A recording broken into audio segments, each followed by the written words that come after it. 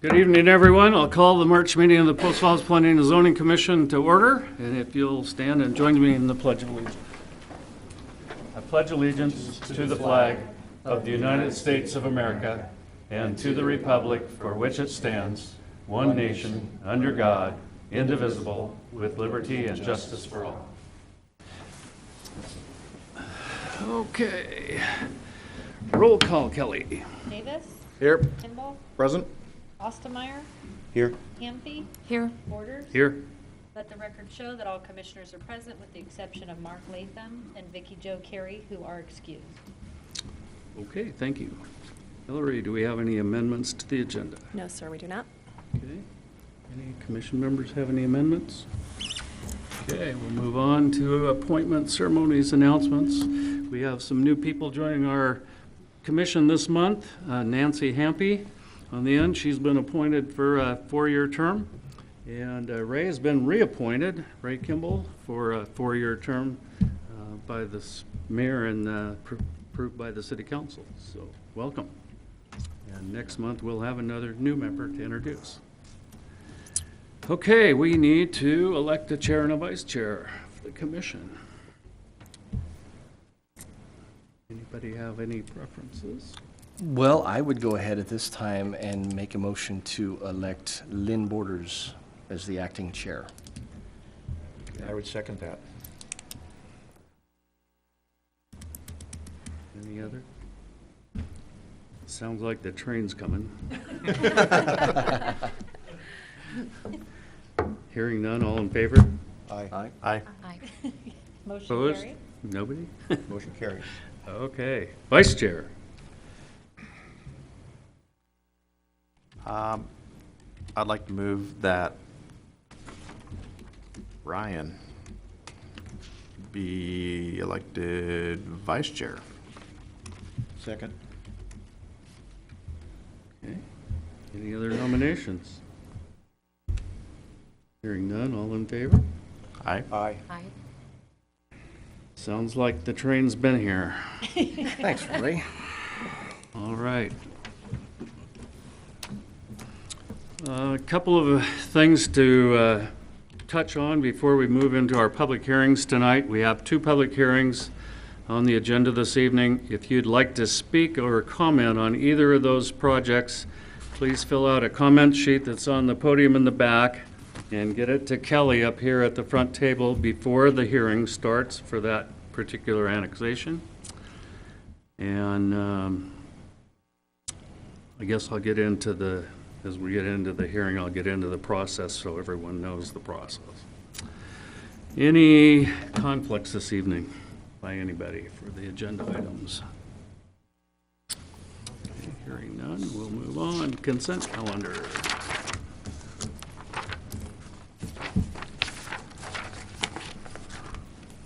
Move to approve as presented. Second. Motion and a second. Kelly, roll call. Davis? Aye. Latham? Kimball? Aye. Ostermeyer? Yes. Hampi? Aye. Borders? Aye. Motion carried. Okay. Citizens' issues. Anyone here this evening that wishes to address the commission for any items other than those that are on the agenda is welcome to come to the podium and speak at this time. Hearing none.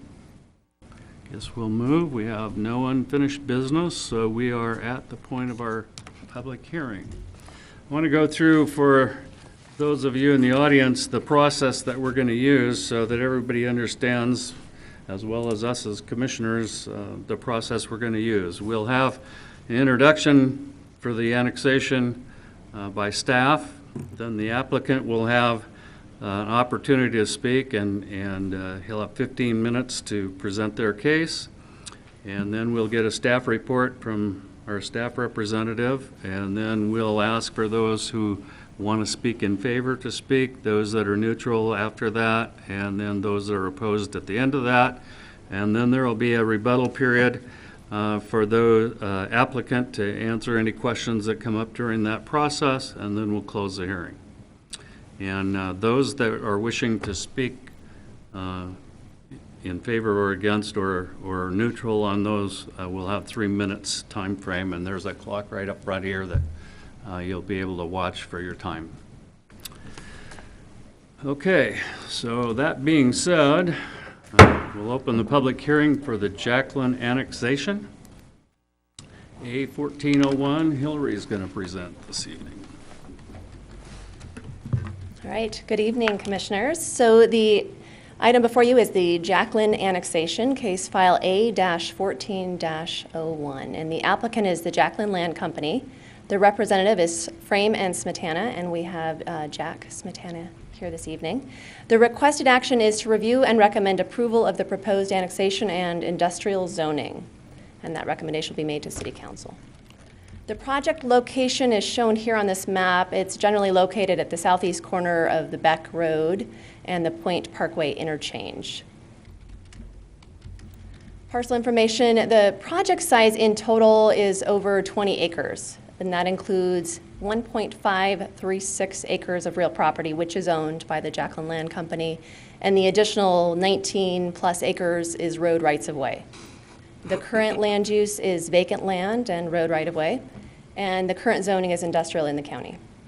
Surrounding uses and zoning are same in nature. It's industrial to the west, which is county-zoned property, and that includes the Jacklin Seed property. To the east is industrial, and that's Greyhound Park. And to the north is also industrial, which is Expo. And then commercial is the Point, and that's northwest, the Point at Parkway. And the water provider city as well as sewer. Proposed project site specifics, again, this is kind of just zooming in on the site and showing those zoning designations on the surrounding properties and the city limits as well as Interstate 90, running through that. Here's zooming in a little more. So the red parcel is the 1.536 acres that is owned by Jacklin Land Company, and this shows you how it's the proximity to Greyhound Park, Jacklin Seed, and the Point at Post Falls. And then this one is additional parcel information, just showing you how the site, it was actually created by the Beck Road interchange and the Point Parkway. When that was created, the parcel was created, and it's actually a segmented parcel. The portion that's on the right side in gray is in the city limits, owned by Jacklin Land Company, and the portion in the kind of reddish beige is also owned by them, but that's in the county. So that's why the request is before you, so they can have it all within city limits. So that completes the staff introduction, and then we'll let the applicant speak, and then I have the staff report as well. Okay.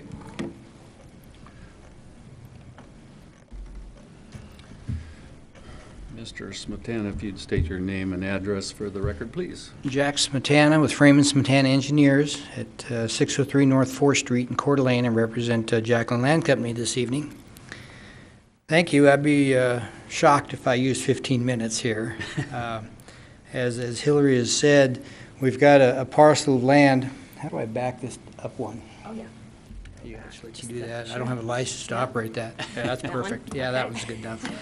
So, as Hillary said, we've got a parcel of land that was created as a result of the Beck Road Interchange project. If you've taken the new Beck Road Interchange project, or off ramps, on ramps, I hope you'll agree that it's a great project. It gives you just wonderful access to the businesses both north and south side of I-90 towards the west, taking a lot of traffic off of the Pleasant View interchange. But also, there's been significant changes to the properties on the south side as a result of this project. As you can see from the drawing, Point Parkway now comes through very much higher in elevation,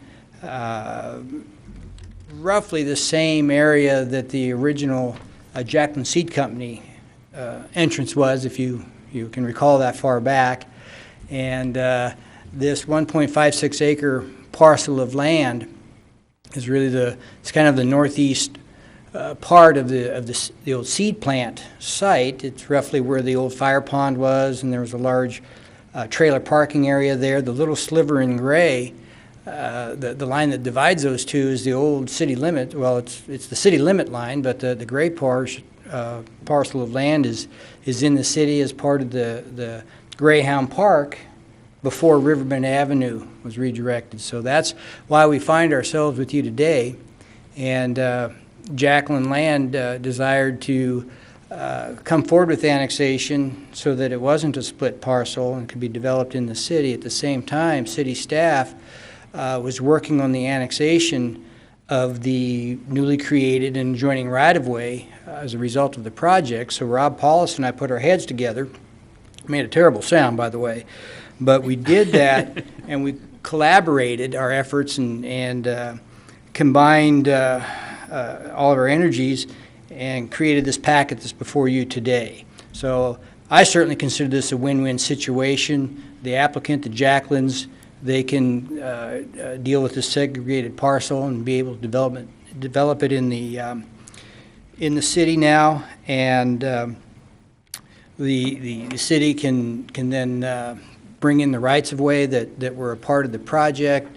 And before you is just a combined packet. I think hopefully make it easier and more straightforward for you, the Planning Commission, to then address. We appreciate the staff's efforts and their expertise in creating or generating the staff report. We find it to be very complete, and we certainly agree with the points in it. I won't take the time to repeat any of the points from the staff report in the interest of time. I certainly would stand for questions if you had any, especially those that don't really pertain to right-of-way, because I'll probably defer those questions to city staff. But you'll note that the city staff report does demonstrate how we're in compliance with the concerns of the requirements of the Planning Department, Engineering Department, and other agencies, and also supports our request for industrial zoning in this request. So with that, I would ask for your positive recommendation to City Council for approval of this request, and stand for any questions. Commissioners, any questions, Mr. Smetana?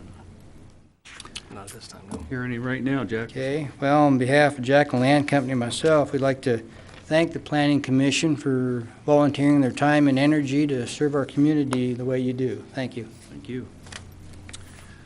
Okay, Hillary, we'll take the staff report. Great.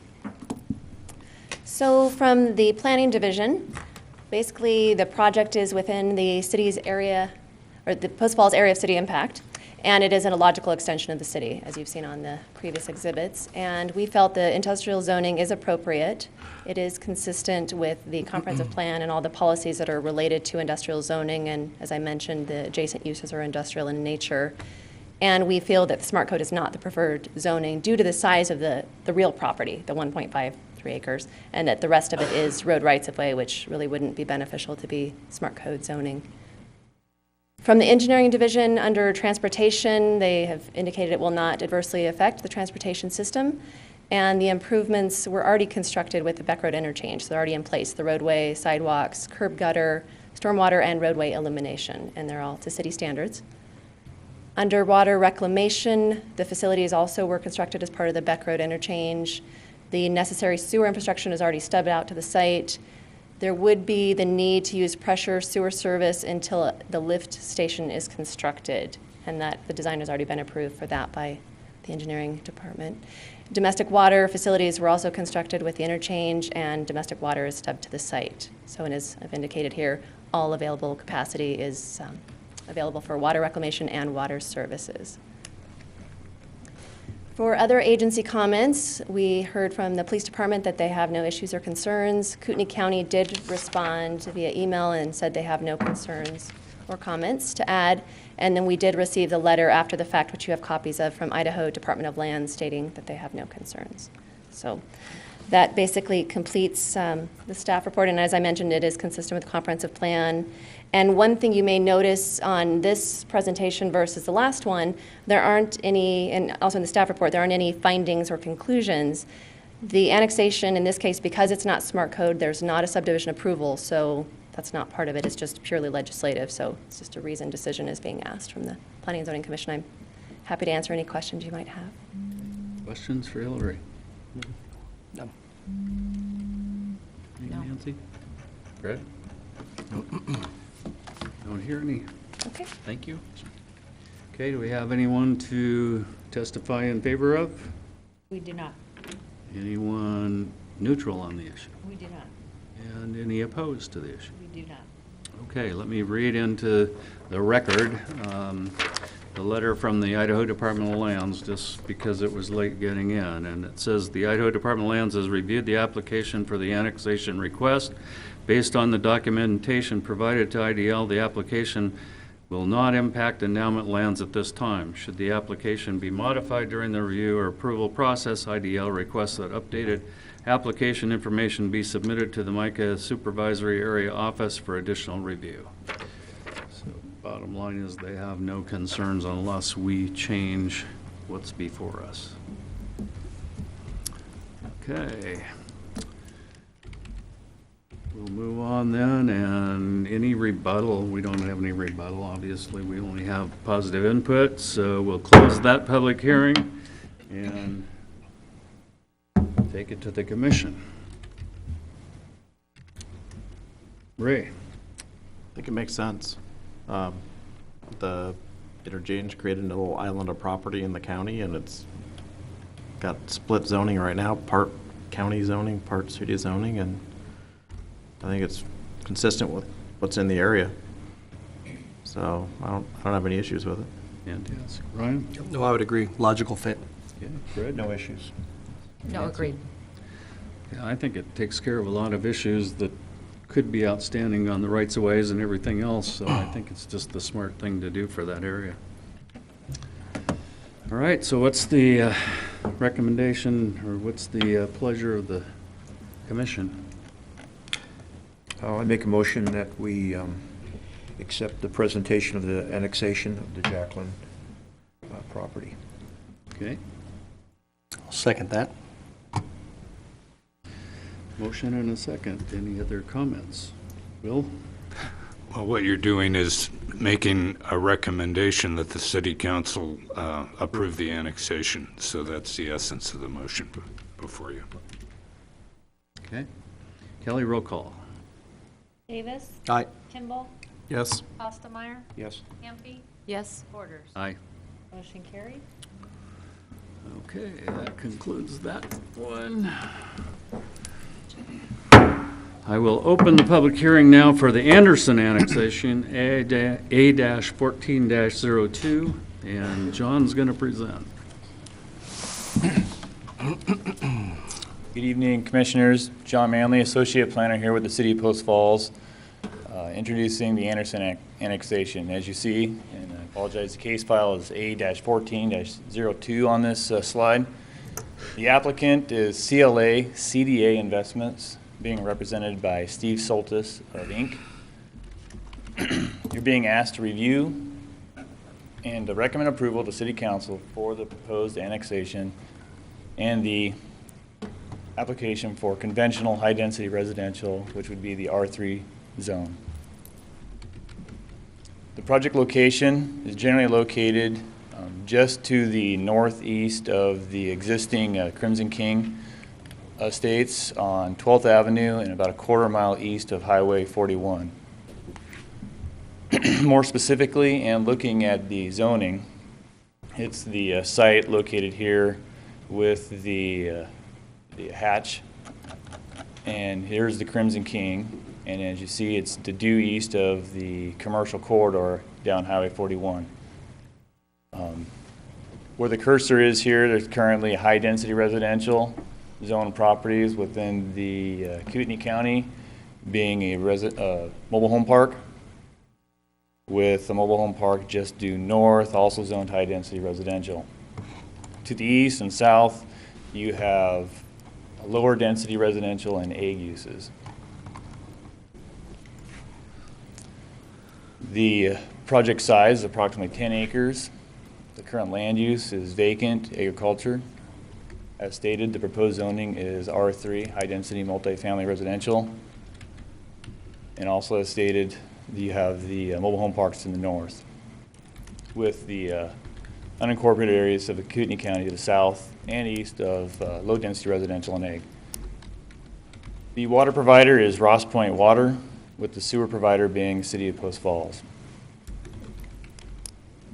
Did want to discuss, before I conclude the introduction, a little bit of history of this project. In 2006, this project came before the Planning and Zoning Commission and was recommended approval as an R1 project with the maximum density restriction of it of 3 units per acre. It was intended to be the second phase to Crimson King, and before City Council, it was then denied as a R1 annexation at that time in 2006.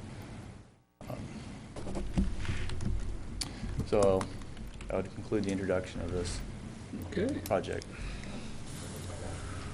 Okay, we'll have the applicant come forward.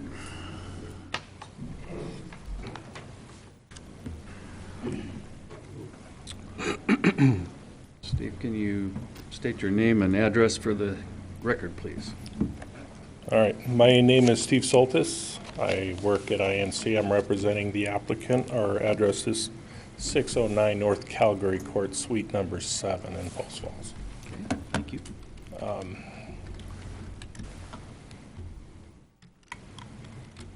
You got a picture?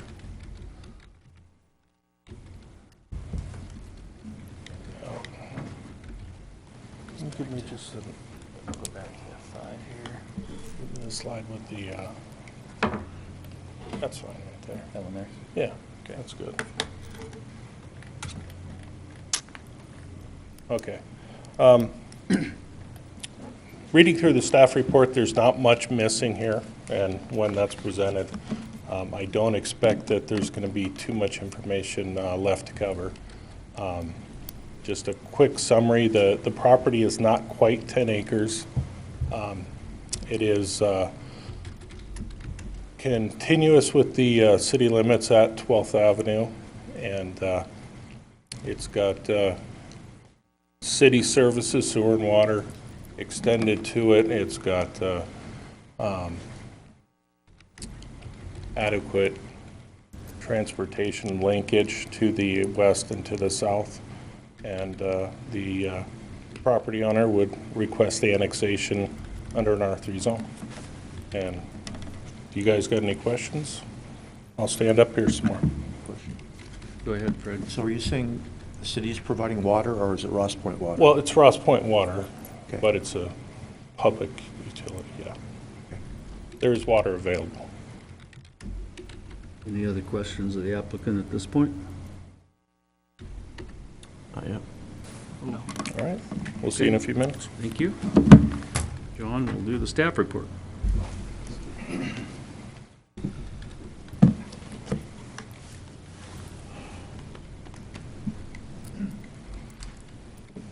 So in review, the Planning Division found that the property is within the Post Falls area city impact.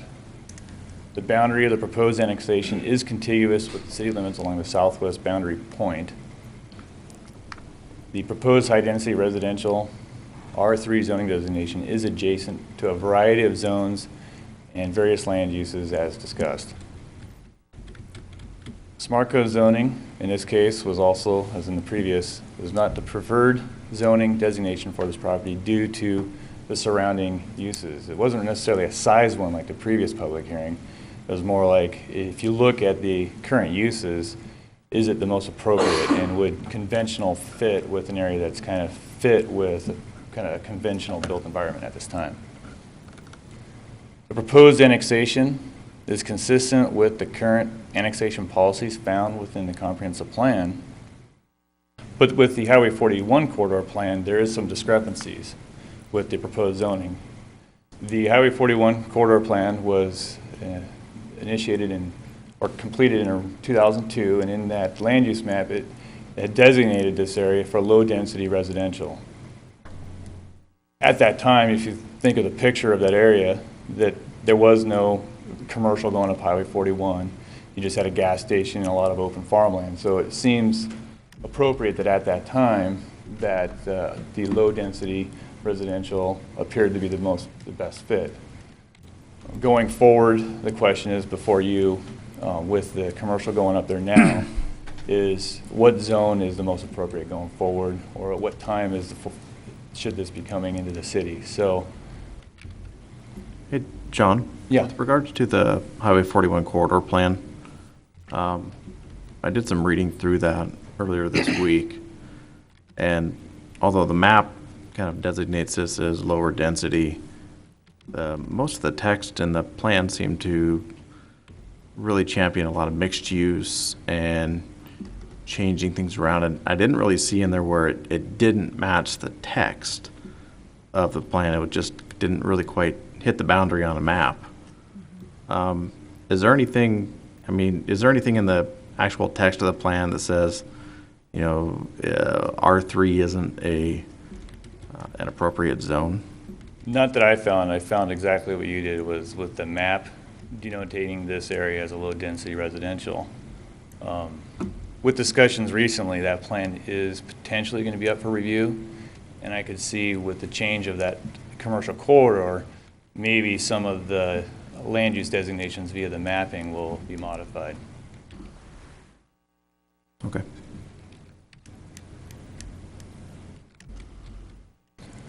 For the engineering division, in regards to transportation, the existing roadway infrastructure in the vicinity is sufficient to handle the proposed zoning for both 12th Street and for the potential future east quarter-mile backage road. Intermediate, though, with the development of this, traffic going westbound on 12th Avenue would only be able to go right in, right out. So more than likely, they would go down October Glory over time, and traffic would be referred down October Glory, so then they could take that left turn signal over by where Sonic is to go southbound. Once this quarter-mile backage road got done and installed, however it may in the future, that they may go up to 16th. And so it would be a temporary situation until future connections are made. John, is this the southern extent of that backage road? Is this as far south as it is planned in the future, or does it plan to go all the way to Yeah, Mullen? it's planned to go further north, and as far as the south, I believe this is the terminus. Yeah. Okay. And so 12th Avenue is planned to have a collector roadway constructed to about the westernmost part of this project, maybe overlapping a little, and then transitioning into a local roadway street going further to the east and down Maverick.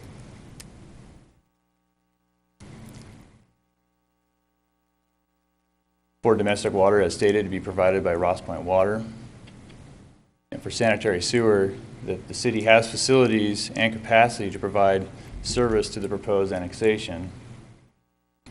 But there are some issues with 12th Avenue lift station and the wastewater capitalization surcharge. I have Bill Melvin here. He actually is going to discuss a little bit more further about how that gets and how that relates to this proposed annexation.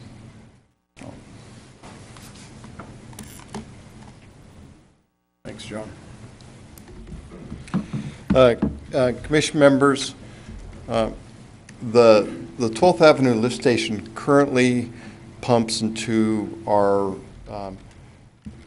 wastewater collection system, which runs south of I-90, eventually runs out here west of us on 4th and pumps down the Centennial Trail to our wastewater reclamation facility. There's a limit to that capacity, though, south of I-90. So the long-term plans are for the 12th Avenue lift station to pump directly on 12th and pump towards the treatment plant. So we'll divert the flows that come south of I-90, upgrade that lift station, and pump directly to 12th Avenue. The more recent annexations that we've had on the northern part of that flow basin up towards Prairie Avenue and some of those annexations north of Prairie Avenue, they have all paid a surcharge. We've determined the cost to upgrade the facilities, looked at the flows that at what time the trigger flows would be when we would have to make that conversion, and came up with a cost per 5,000 gallons of additional surcharge for those facilities. It's something that we carried on with the Foxtel development. There's some annex property. They have the same agreement with them. And that would be, so we would carry that same agreement forward with this annexation should it occur. So for every service unit, or every 5,000 gallons, which is about equivalent of a single-family residence, there would be a surcharge of around $3,500 in today's dollars applied to it. So that's just a little bit of history to it. We wanted to be real clear because if annexed, we would move forward and draft an annexation agreement, and that would be an element that would be incorporated into that agreement. So unless there's any other questions on that. Any other questions at this point? I've got a couple. Go ahead. I want to get back to the Ross Point Water. Do they have the capacity to meet a Zone 3? Or R3, I should say?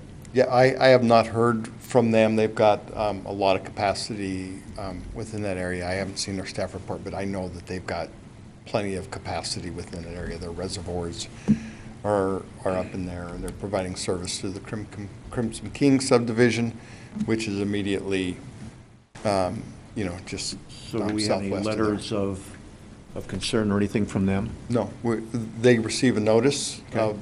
as an agency, and we've received no notice of concern expressed from them. Thank you. Thank you.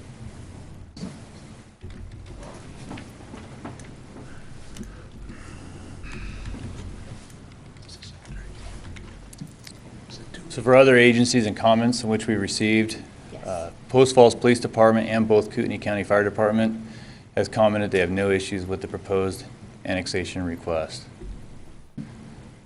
Before I conclude, staff report is that for motion options, you can approve as submitted and approve with conditions or modifications. So depending on what you hear tonight from staff and from people speaking, potentially you could make a motion with some adjustment to what was requested for maybe an alternative recommendation to council for approval, or disapprove the proposed annexation altogether.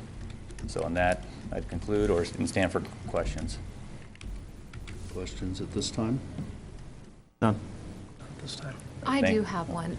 How many units would this potentially, would this 10-acre parcel have the potential of housing, I guess, or having? Per code, we have 18 units per acre in R3, so if they were to maximize that, it'd be 180 units Okay. on 10 acres. Okay, okay. That's it. Yeah, no I problem. just- Thank you. Okay, thank you, John. At this time, we'll take, Kelly, I'll take those that wish to speak in favor of. We have none. What's that? We have none signed up for in favor of. None in favor? How about those that are neutral?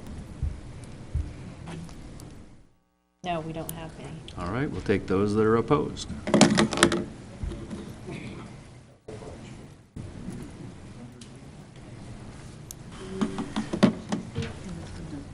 Okay.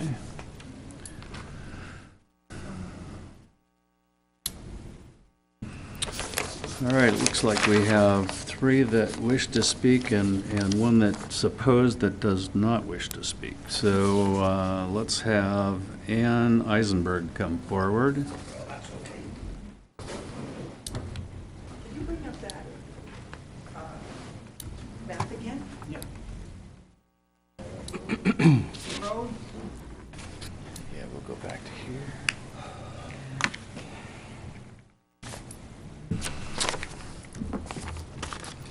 One there. Is that the one? Yeah, Okay, I'll go back to that here. okay, There we go. okay. I'm Ann Eisenberg. I live on 1415 Maverick Lane. I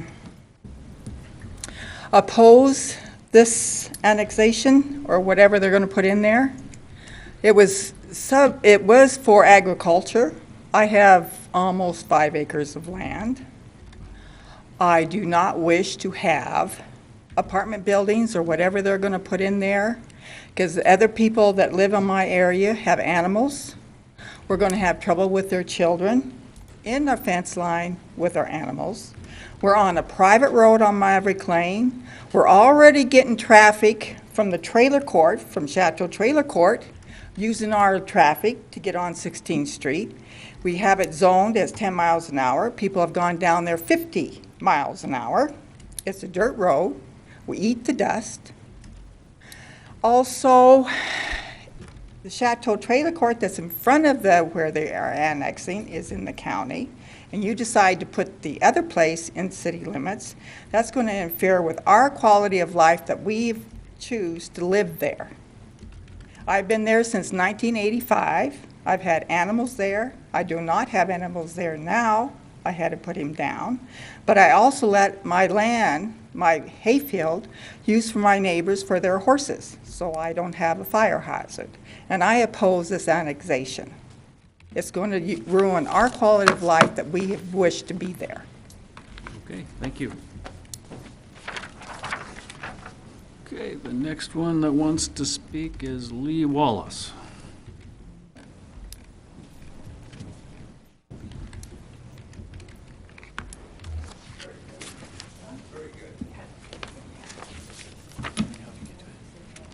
It should be down, it should be right down. This one? Thank you. And Ms. Wallace, could you state your name and address for the record, please? Lee Wallace, 1098 North Maverick Lane, Post Falls. Okay, thank you. Okay. Good evening, Commissioners. My name is Lee Wallace, and I thank you for the opportunity to speak tonight in opposition to this project. This picture that you're seeing here is a view of the subject site from our front yard. I'm sure you can understand my reticence at having to look at plastic fences and three-story apartment buildings instead, but that's not the whole reason, excuse me, that I'm here this evening. Our home is located in the area shown on this slide in green. Hidden Pines Tree Farm is the designation given to us by the American Tree Farm System as a certified family forest. We have earned this designation through development of an extensive land and resource stewardship plan. Annexation as R3 poses a threat to our quality of life and our ability to successfully meet the goals and the sustainability and health of our forest. Though we understand the reasons for development, we join with our neighbors that are here tonight in the hope that you will consider the practicality, necessity, and local impacts of an R3 designation. We ask you to also consider the current county zoning of the areas, recommendations of the Highway 41 Corridor Plan, the comprehensive plan, and the fact that R1 annexation was denied in 2006 for the same area. This view shows our neighborhood in context. It consists of more than 50 acres that are currently zoned agricultural, outlined in the red dotted lines, including the 10 acres of the proposed site. This area and some surrounding areas are presently the home to a wide variety of wildlife and domestic farm animals. The past 2 decades of growth have slowly but steadily degraded the environment and the habitat as a result of the increased population densities.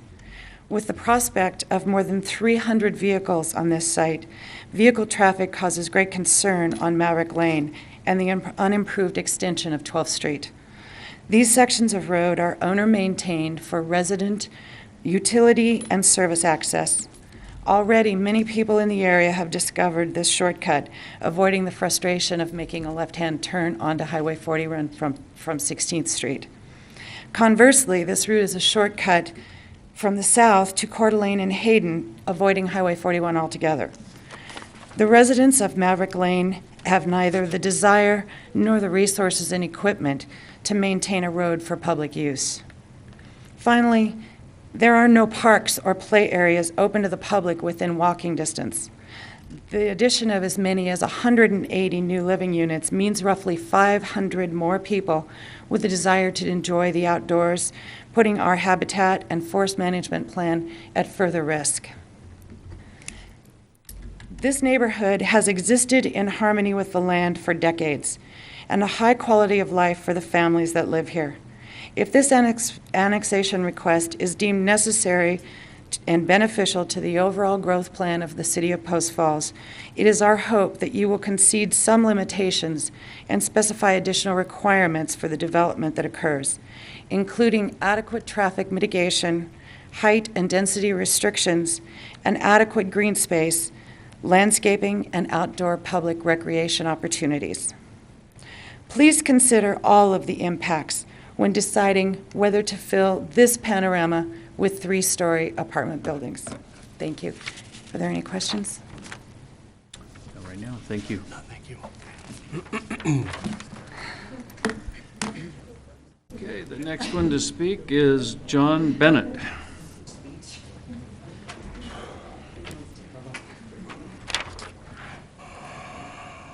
Hi, my name is John Bennett. I live at 1475 North Maverick. And what I have to say is basically what my neighbors have said. We don't want it there. Everyone on Maverick Lane has acreage. Most all of us have animals. And we like the country setting. We don't want a bunch of apartment houses in our backyard or subdivisions in our backyard. That's why we bought out in the county, or the country. Mainly, we don't want to be in the city. It's just that much more taxes for us to pay. We don't need it. We're all retired, most of us, and we just like to live in peace out there. Maverick Lane, like they've said, is a private road.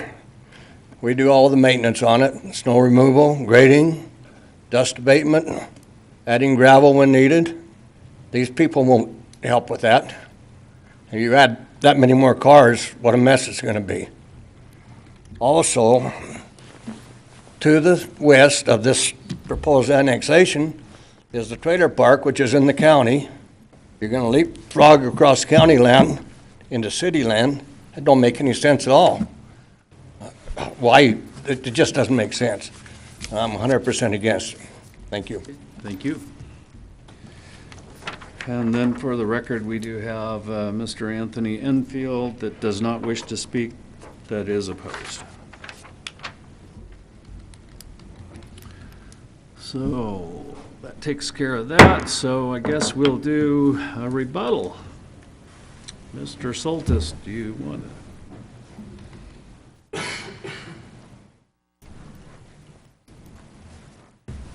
I'll try not to cough too much up here.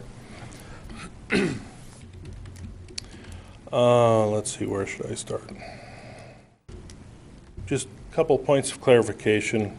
The 18 units per acre is going to be based on whatever acreage is left over after doing 2 right-of-way vacations.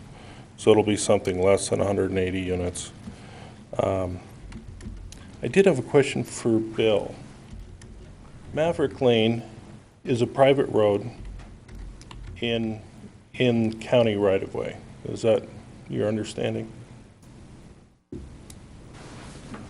I'm not sure that it is within county right-of-way or not. I haven't It researched appears that. to be in county right-of-way, but for some reason it's a private road. And I'm sorry. What I wanted to ask you is there any way to keep access off of Maverick Road from 12th Avenue? If indeed it's a private road, we can post sign and ask for enforcement. Okay, Yep. but there's not. That won't work, it's not working now. Okay. And, oh, Bill, sorry, I meant to ask you while you're still standing here. What's the status of the signal at 16th and 41? It would really be an issue of signal warrants. When the warrants are met, that's when the signal would be installed, and I think it's a ways out. We have some traffic volumes on both those side legs to achieve first. Okay. Yep. So it's the warrants aren't such that it's in the capital improvement plan at this point? It's in the capital plan 4 years out. Okay, 4 years out, got it. I don't really have too much to add or rebut, really. Okay. These people are having an emotional reaction to something happening in their neighborhood, like all of us would. The property, if the P&Z chooses to recommend approval to council at R3 or another zone, the zone that's requested is in conformance with the comprehensive plan. The only question is whether it's appropriate. Okay. Thanks. Okay, thank you. I'm going to close the public hearing and ask the commission for comments, thoughts. Nancy, we'll start down on your end. I'm sorry, what did you say? I was making notes. Looking for comments from Oh, the comments. commission. I don't know that I have one right now. Okay. Fred? Well, I'd like to ask the attorney if I get out of line in some of my comments that he will correct me so I won't cause any problems. But I do have questions, and I would like to address the rest of the board with some of the questions. If we annex the property, if we present to the city council that it is our belief that it should be annexed, and it goes for an R3, we really don't have any, there's no more control over the use of that property, is that correct? Yeah, that's correct. It seems to me, to keep things simple, that your options are, one, to recommend annexation as requested by the applicant, or two, to recommend denial of the annexation, or to say we recommend that it be annexed, but we recommend it be annexed at a less intensive zone, either R2 or R1. And so those are your options.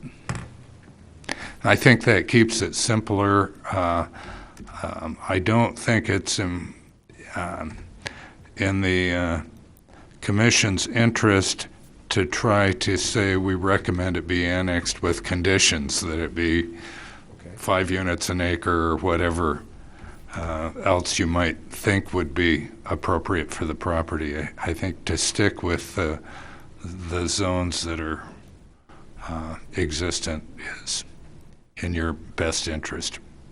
But if it's in the county right now, it's rural, is that correct? It's Zoned, rural yes. or agricultural. County agriculture Rural zoning. agriculture. So if we were to consider annexation with R3, and it meets all the requirements of that, then that would mean that we would have to support that. I'm just trying to work this through my mind about, because there's some things I'm not comfortable with, and I want to make sure that I have the right dialogue in place that will answer some of my questions that will help me make a good decision. Yeah, it's a difficult process for you because on one side you've got a fairly intensive residential use in the trailer park, and on the other sides you have very little intensive use. Close by you have some R1 development, and it's a difficult choice for you. It's kind of on the edge of the urban development area of the city right now, and so it's a difficult choice, but you're certainly in a position to recommend a less intensive zone if you think that's appropriate for the area. Thank you, Mr. Chairman. And just for clarification, John, whoever can answer this, but in 2006, City Council shut that down, and that was at 3 units per acre, is that correct? Yes, that would be correct. Okay.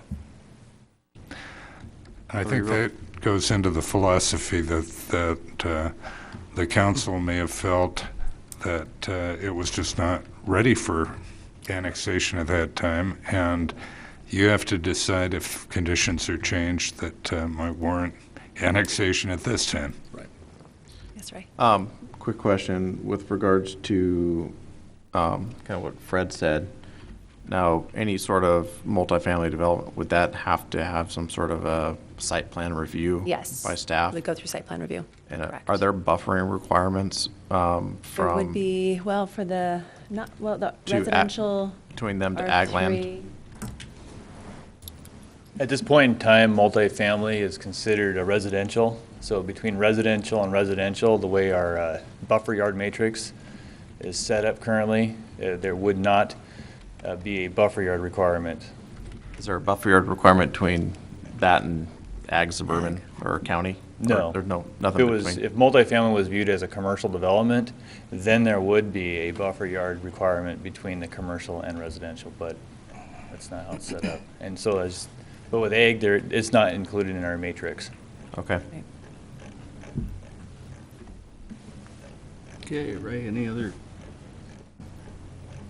Well, questions? I got a couple of things. John, I noticed in the staff report that you had some numbers with regards to the amount of R1 zoned, vacant R1 zone land versus R2 and R3. Can you go through that for us, please? Yeah, it was approximately about 1,000 acres of current land that's designated or allocated for future residential development. It may not be necessarily platted, it may be unplatted, but it's area that we see as going into an R1 zone. So that's zoned, but not necessarily platted. Some is Right, platted, some is correctly. unplatted. Some's platted, some's unplatted. Okay. And then we have approximately, I think it was 5.7 for R2, and then 12 acres for R3 currently as our inventory. As vacant land uses by zone. So we've basically got 99% of our residential zoning in the city is R1. Correct, that's for undeveloped, but. Undeveloped. Yeah, it's similar pattern for developed.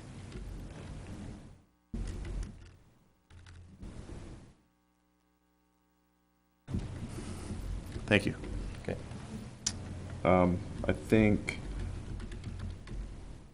I think Bill answered the question with regards to, or my questions with regards to Highway 41.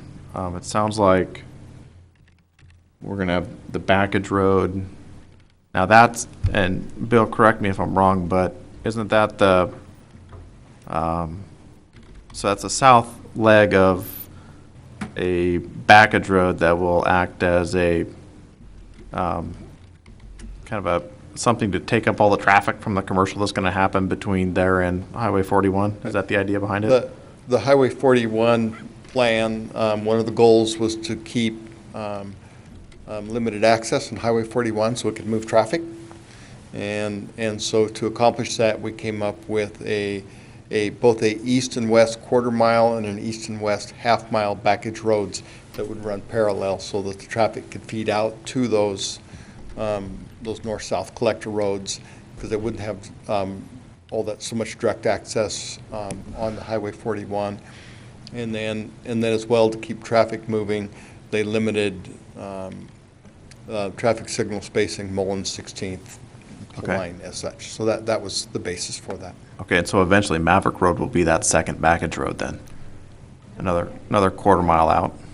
I would have to look and see where that quarter mile joins in there. It could, long-term, at build-out, end up being Long-term, yeah. Maverick. I see that would be some years away. Sure. And whether we would need that as we kind of get shoved up against Against the some mountain. some geographic conditions such as the hillside and such, we'd probably take a look at that, so. Okay.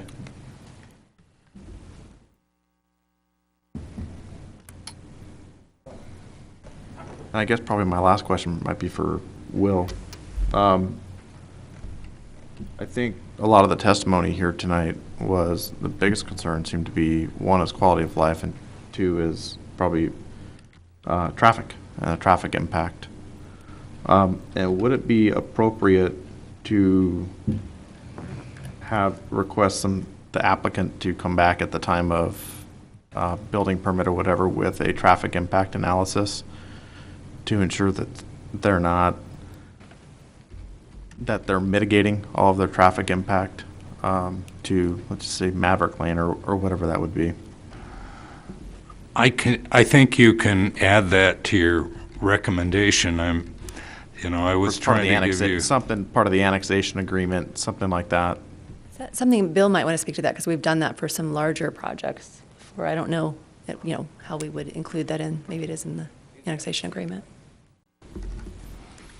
If that was a concern, it was something that we could put into the annexation agreement that as, that prior to development, that there could be a traffic impact analysis on that. To conduct a traffic impact analysis to try to keep traffic off of Maverick Lane, and there's probably not an analysis that needs to be done for that. It's more of an issue of looking at, are there other means and measures to discourage folks from taking that shortcut through there. Sounds like there's an existing problem that the residents are already incurring out there. So I'm not sure an analysis is going to accomplish that. I think that, that Mullen Lake, we seem to have plenty of capacity at that intersection, and that's where that traffic analysis would be there. So if that's a recommendation that would move forward, it could be put into the agreement. I'd be more inclined if we're to address Maverick through maybe site plan review and looking at, are there some other measures that we could do to really kind of discourage folks through there. So. Okay.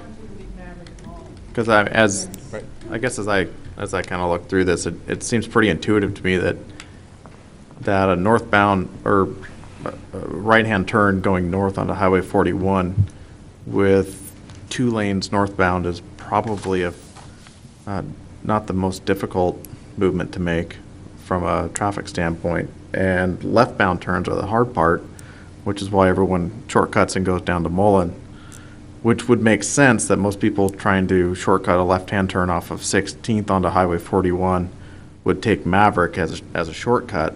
Correct. That direction, but I can't imagine a project here, anyone really taking Maverick to go to Cord Lane, if you can just take a right-hand turn onto 41 and go up to Prairie, I guess, or Poline. Right. But I don't know. I haven't done a traffic count or anything like that there, but so okay. Thank you. Yep.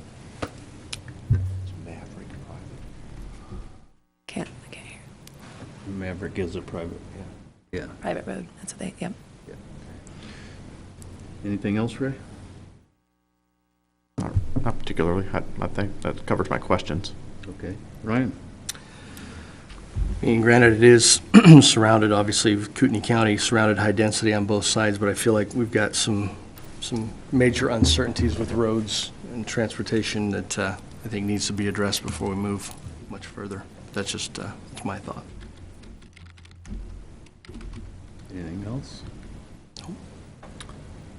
Well, I guess my thoughts are, I have concern about that right-hand turn off of 12th Street onto 41. I just don't see everybody doing that. I see somebody coming down there and wanting to make a left-hand turn out of there and causing all kinds of havoc. So I have concern about that road width on 12th Street to be able to adequately serve anything in the multifamily vintage off of that. I also don't know if now's the time that we should be looking at annexing that particular parcel into the city.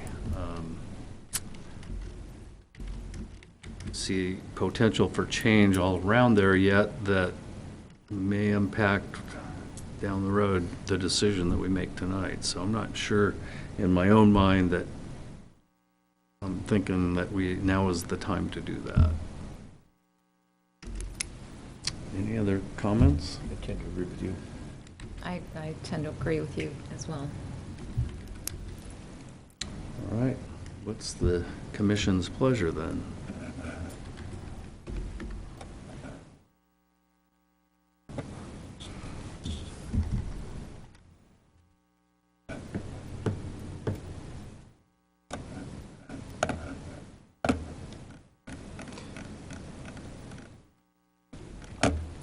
I would make a motion not to, and the attorney will help me with this, not to approve the annexation into the city, and that would be forwarded to the city council. It would. That's the option, one of the options. So yeah, Fred, what you'd have to say is that you would move to deny A dash, what is it, 14-02?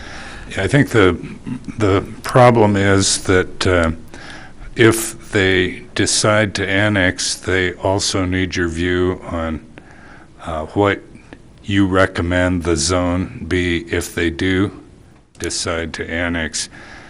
And you could do that as two motions. One is, that we recommend that you don't annex, but the second one would be if the council does decide to annex, then we recommend that the R3 zone be designated as the zone, or R1 or R2, if you think one of those is appropriate, because they need the choice to annex or not annex is their legislative choice. And they're looking to you for a recommendation of, if we do decide to annex, what do you recommend for a zone? Okay. So I'm not sure who actually made the motion here. I will I think Fred withdraw did. my motion. Okay, at this Fred's, point. Fred's withdrawing his motion at this point, so now we need some action by the board. Well, maybe we should talk about what would be appropriate zoning there if it were to come into the city, whether we recommend it or not. I think it's the staff report was pretty clear in that it does support, that the comprehensive plan supports residential. It also supports, higher density, being in close proximity to commercial nexus. So the Highway 41 commercial park would lend it towards being closer to a mixed-use, higher density type of residential use. That would be something that would be probably more appropriate where people are within walking distance of, whatever neighborhood services or commercial services are right there in the Highway 41 corridor. From a traffic standpoint, it's going to be on the corner of basically what's going to amount to be 2 collector streets based on the traffic master plan. So, obviously the street construction has to start somewhere for that backage road. That would be a good start if it were to be approved as an R3 or any sort of residential zoning. My background tells me that a 10-acre annexation probably won't support construction, or a 10-acre project at an R1 zoning probably won't support the infrastructure requirements that will be associated with building 2 collector streets, what really amounts to a quarter mile of frontage on a collector street, so 660 and 660.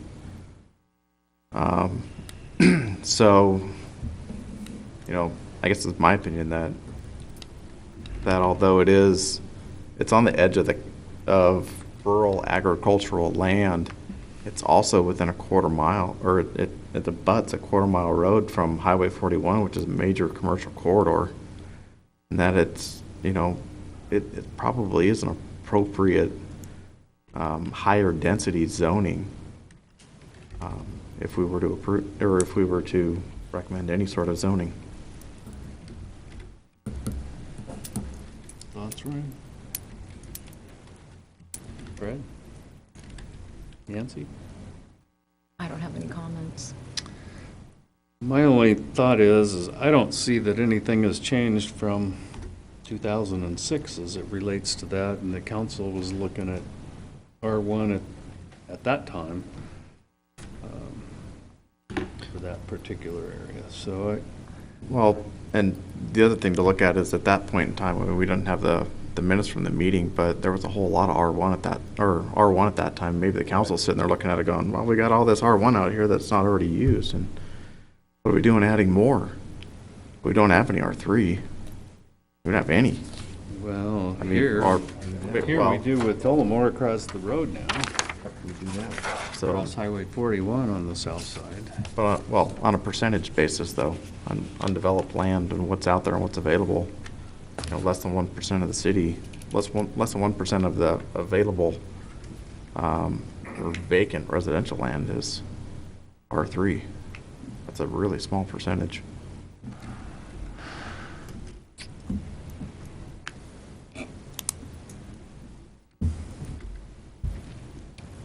Other thoughts?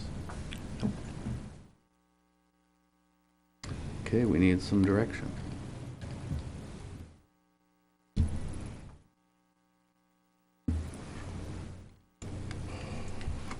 Gonna make a motion? Go ahead.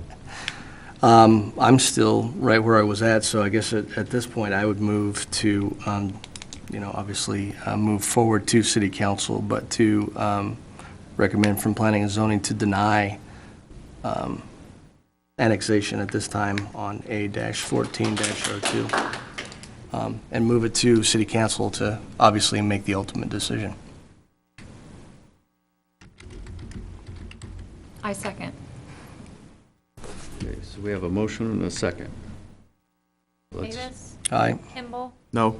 Ostermeyer, Yes. Hempy, Yes. Borders. Yes. Motion carried. Now, do we want further action if the council does I think, approve? I think Commissioner Kimball could make his motion that if they approve annexation. Approve it for ours.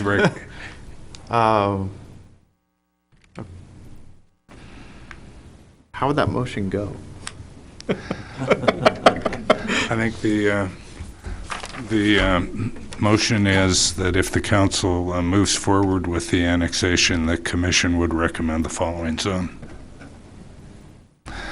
And I guess, I'm involved in a similar circumstance with another city, and I guess it behooves me to point out that there is a Supreme Court case that looked at the comprehensive plan, and the individual who is recommending annexation, the comprehensive plan supported his request for annexation in the zone that he was asking for, and the council didn't give him that zone. And he took it up to the Idaho Supreme Court, and they said, well, he's got the right to that zone someday, but the infrastructure isn't extended out to where he's requesting the rezone at this time, and the council had the right to zone it to a less intensive use, even though the comprehensive plan said someday it should be this use. The Supreme Court said that the city certainly has the right to zone it a less intensive use, and he can request the higher use later when the infrastructure is there to support the higher use that the comprehensive plan designates. So that's kind of the state of the law, and that allows you to consider a lower use if you think the infrastructure doesn't support the use that's requested by the applicant. Hope that doesn't muddle things up, but at least you have the phrasing for your motion. Okay. In other words, I think that the commission can recommend R3 if the council decides to annex, or the commission can say the infrastructure doesn't support that density, and we recommend R1 or R2 or whatever you think is appropriate. So I would move that should the city council decide to annex this property, that the appropriate zoning based on the transportation master plan, based on the comprehensive plan, and the available infrastructure would be available and/or future to be developed infrastructure with this project would be an R3 zoning.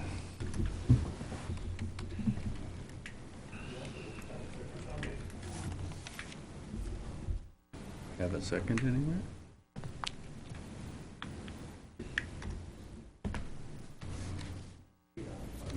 Dies for lack of a second. Yep. Try number 1 or 2.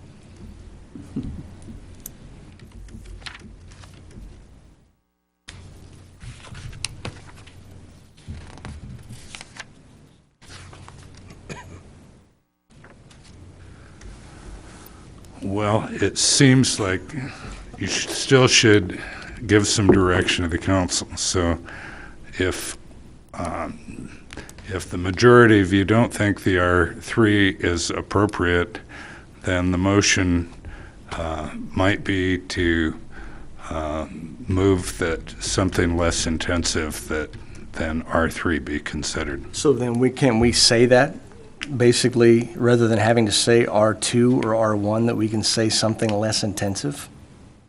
Yeah, I'm gonna, in order to get something out of the meeting, I'm gonna say that you can make that motion. I think that's better than no direction at all.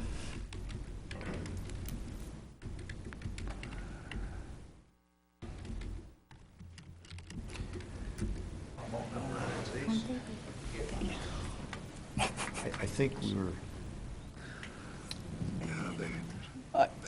are we still in discussion? Yes. Yeah, you can still have discussion. So it's, right now, it seems the majority thinks that it's not appropriate at this point in time. Right. The other option is to send it to the council with either option 1, option 2, option 3 hasn't passed. Or we could take a firm stand. Probably need to either move the microphone or address it to make sure that that what you're saying is picked up. It's a nice to have that sidebar, but it's not. Yeah. So we could have a motion if the city elects to annex the property, that it would be suitable for an R1 with reservations. Would that be the proper way to present that in a motion? I think that your motion is either to say if the council does decide to annex the property, we believe that at this point in time that R1 or R2, whichever one you choose, is appropriate, or to say that if the council does decide to annex the property, the commission thinks that the R3 zoning is too intensive at this time because of the infrastructure and the problem with traffic on other roads. So we could say that R1 is too intensive also. Would that be appropriate? Yeah, no annexation. I don't think that you can say that R1 is inappropriate because it's kind of the minimum currency that Or the city 1S has. also, but, yeah, I know, just to clarify. Well, I'm not going to make a motion on that. I'm going to stand with the original motion that's up here, so it's accepted. Somebody else is going to have to make it. Commissioner Davis, I see the wheels turning. Well, it's frustrating because I understand that, ultimately, that decision is made by city council. This is not our call. However, in our advice, we would suggest to city council that they deny annexation at this time. I think it was pretty clear that we decided at this point, our recommendation would be that it's not the right time. So I think the frustration is having to come back and say, we feel it's not the right time, but just in case, Yeah. we need to come up with a plan B. So I think that's kind of where the frustration is. I personally, Will can override, but I think that the council will still see the minutes from the meeting, so. Oh, absolutely. I think that Sure. portion will be clear if you aren't comfortable making another motion on specific zoning, but you may disagree. Yeah, and Hillary is coming from the reasonable end of things, and I'm coming from Idaho code says that in an annexation, the Planning and Zoning Commission shall have a public hearing and make a recommendation to the City Council as far as the zoning. The recommendation is obviously that you don't think R3 zoning is appropriate, but I think it would be helpful for them to have a little more recommendation than just that R3 isn't appropriate. Or Back to the 2006 decision. Personally, I go back to the 2006 decision that looked at R1 prior, and I'm comfortable with that. That's my personal. So, Mr. Chairman, it's my understanding that motion that was passed is the one that we are comfortable with sending to the council with any other amendments or other considerations. Is that correct? The motion that passed is denying, we're recommending denying the annexation. Now we're being asked to determine if they were to reverse our decision, what would we recommend to them? That, to the attorney, would that then come back to planning and zoning, or would they make a decision at that point in time? No, I think they'd make a decision at that point in time. Well, then. If you don't make any recommendation, then they may well say, we want to annex it, and we're sending it back to you to make the decision that you have the option of making right now. So I think it expedites things for you to bite the bullet and say, what zone could we support if the council decided to annex it? What?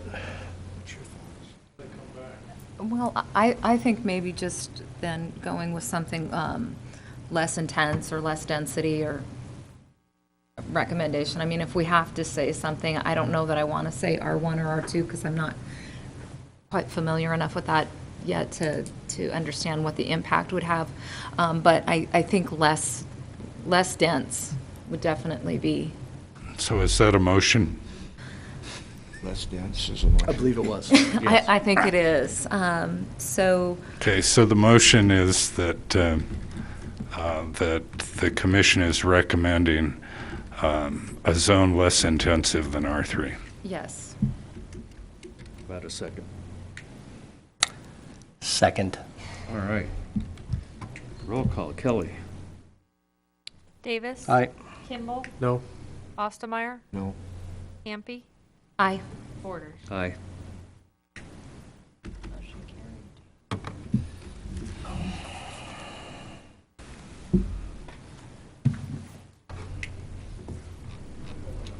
Okay, that concludes our public hearings for this evening. We'll move then on to new business. And we have barbed wire fence request from Berks Klein DKI.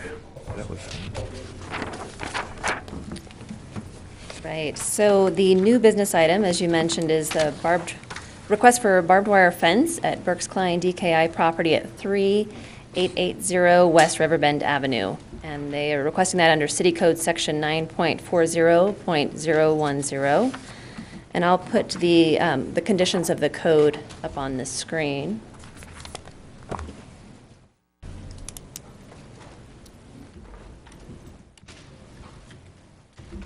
All right. So Jerry Burke, the president of Berks Klein DKI, is requesting to the Planning and Zoning Commission to install this under the Title IX, Section 9.40010, as I mentioned, which regulates public peace, morals, and welfare, including the use of electric fences and barbed wire fences. So as this section of the code states, and this is also in your packets, it is unlawful for any person to erect or maintain any electric fence or any fence constructed in whole or in part of barbed wire or use barbed wire as a guard to any parking lot or parcel of land unless the person or entity seeking to erect the fence has made an application to the Planning and Zoning Commission and the Commission has approved the application. So the criteria are, there's A, B, and C, and D. So the first one is that the applicant has shown that he has good cause for the use of the fence and that the fence will not be harmful to the general public. Number 2 is that it's located in an area either zoned heavy industrial unit development, planned unit development, or educational district as defined and described in the zoning ordinance.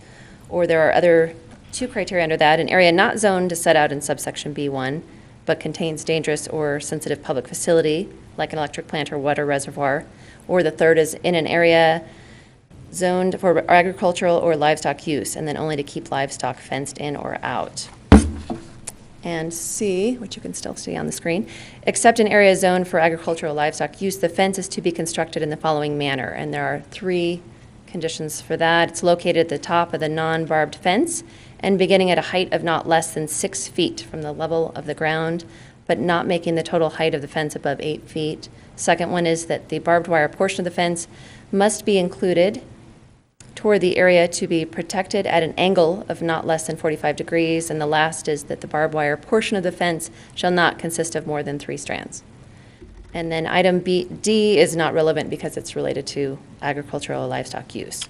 So as I mentioned in the staff analysis, that the request is consistent with the first one, the condition A, and that they have shown good cause for a barbed wire fence due to vandalism and theft that they've experienced, as stated in their letter.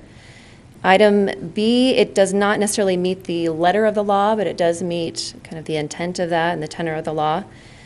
The business itself is more industrial in nature than commercial, even though the property is zoned for commercial use. And that area does have kind of a random mix of uses. Some of the properties that are commercial in use are zoned for industrial and vice versa. So I've indicated that on this staff report. And the services that they do provide, they do damage restoration, so properties that are damaged in flood or fire or other events like that, they provide a response to that, and they actually clean the items that have been damaged at their facility. So they have a secure ozone room and machines that help clean the property. So it does, as I mentioned, kind of meet the nature of that in that it is an industrial use, but not specifically zoned industrial. They have proposed they would meet those conditions that are outlined under C for how they would construct the fence. And then, as I mentioned, D is not relevant. And I believe, let's see, the applicant is not here this evening. So at this time, I'm happy to answer any questions you might have about the request. Questions for Hillary? Is the special use permit request, what is the application? The odd thing is this is a section of our code that I'm not aware has been, we do have barbed wire fences on public facilities. I don't know that how many people have come forward before, not since I've been at the city. There's not, our administrative permit is different. That's more if someone wants a taller fence or if the setback is different. And the special use permit is different as well. That's requiring a public hearing. So this one is specifically under this section of the code 9 that planning doesn't really oversee, and yet it says it needs to come before the Planning and Zoning Commission for your review and approval.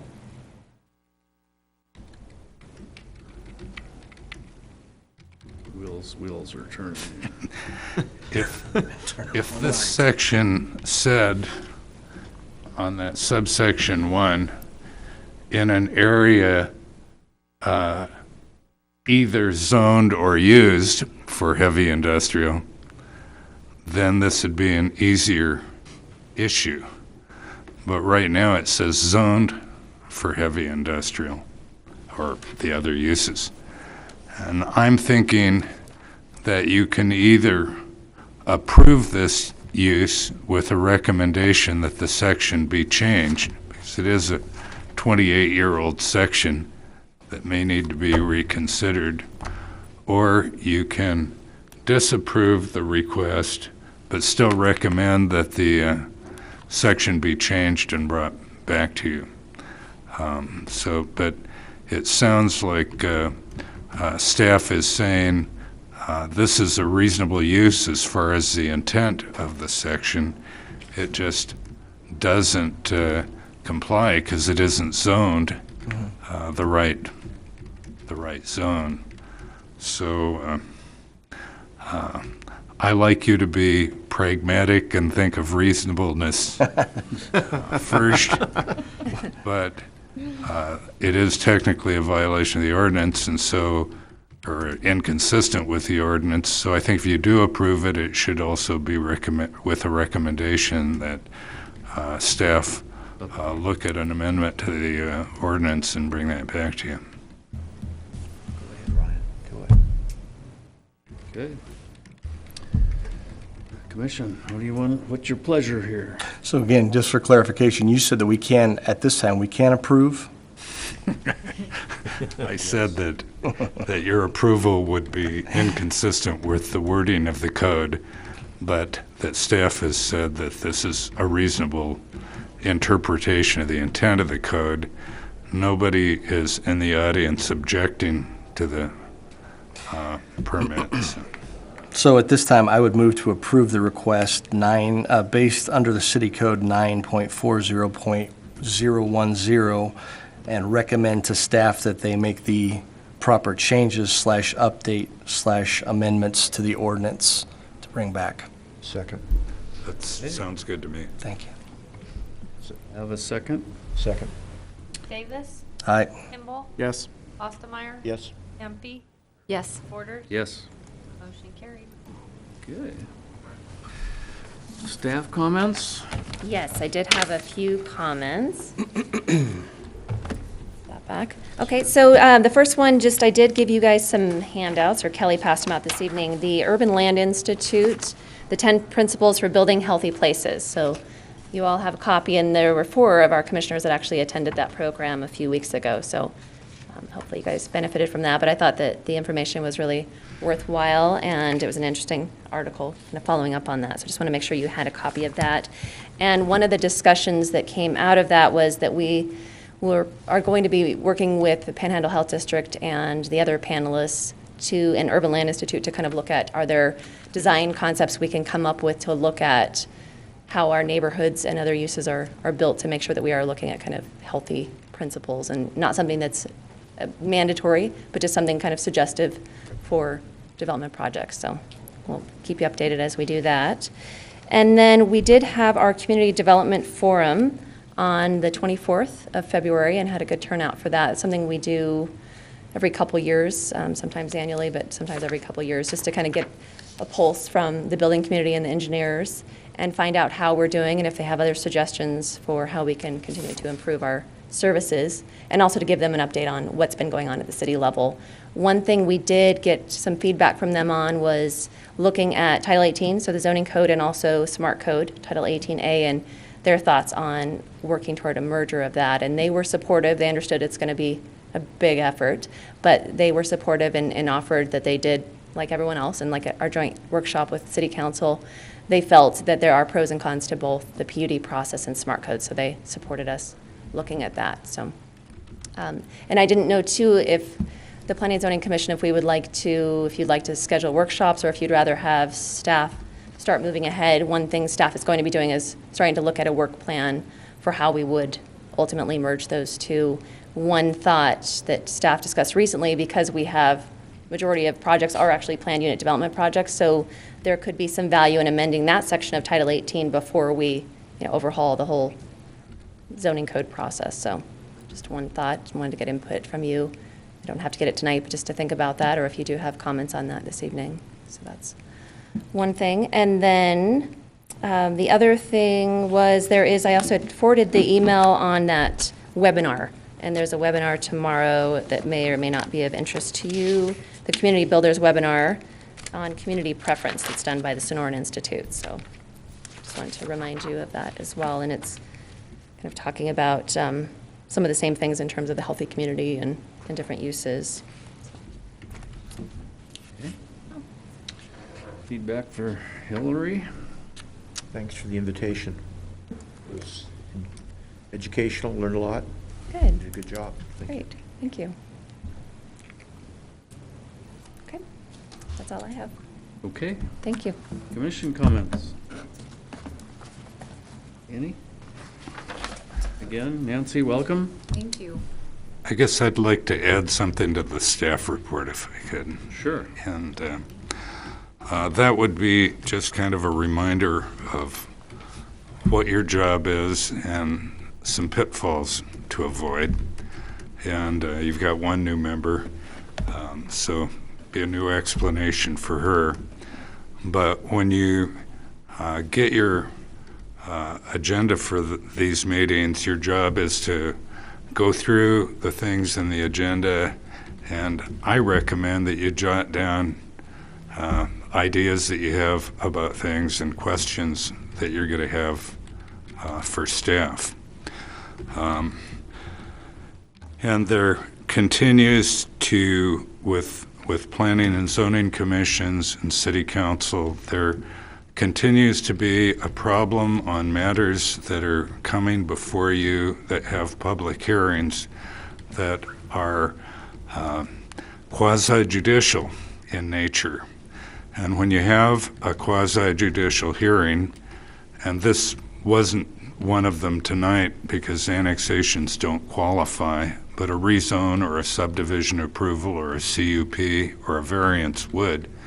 When you have hearings on that, the rights of the people who own the land and who are affected by your actions are due process rights, which cause you to be sitting up there as quasi judges when you conduct those types of hearings, and to be responsible to the rights of the people who are appearing before you. And one of the issues in Idaho is that we have a court decision that says ex parte contacts outside of the public hearing are inappropriate. And so I'm dealing with a situation in another city right now where virtually every member of the city council talked to people outside the public hearing about the application that was before the city council. And that was a wrong thing to do. In the case I'm dealing with, all of the city council members then had to explain on the public record, well, I talked to so-and-so on such and such date, we talked about this, but the conversation didn't affect my ability to make a fair decision. And the quasi-judicial aspect of this extends to you too. And so I'm making a recommendation that if some big matters come up in the future and people try to talk to you about them outside of the council arena, that you take the tact of saying, boy, I really want to hear what you have to say about this matter, but you've got to come to the public hearing and say it. And if you can't come to the public hearing, I think you should write a letter so that we get it in the record. Now, if you do get an email or a text that concerns a matter that's coming before you for the public hearing, I wouldn't respond to it because it just adds to the record that's being created, other than saying, I hope you'll come to the public hearing and explain your view. But you should forward that email to staff so that they can put that email in the public record, and then it becomes part of the public record, and there isn't a problem with you having had an ex parte communication that isn't disclosed in the public record. So I'm saying that to help people avoid any problems in the future. Another aspect of the public hearing, and again, this meeting tonight is not quasi-judicial, so it's not a problem, but if, like the circumstance where Commissioner Kimball was questioning staff after the public hearing was closed, if that happens in a due process hearing, then we're going to have to, I'm probably going to tell you, and I've done this before most of the members of this commission were on this commission, but I have done it before where I've said, that was a good explanation, and I think that additional information helps. Now we've got to reopen the public hearing and go back and give everybody a chance to comment on the information that came in after the public hearing closed. So if you are going to have questions for staff, and I realize those aren't going to come up, those may not come up, when you'd like them to come up or when I'd like them to come up, but I would prefer to have them come up when staff is giving the staff report. And you should understand that if you need some answers to things, we should still ask the question and not continue in blissful ignorance. But if those questions come up after the public hearing is closed and new information is entered into the record, then I'm going to probably say we've got to go back and open the public hearing, or the chair is going to say we've got to go back and open up the public hearing only for the opportunity for people to comment on that new information, not for broad comment. So, a word to the wise. Thank you. Thanks. Appreciate it. Yeah. Need a motion? Motion we adjourn. Yes. We're adjourned.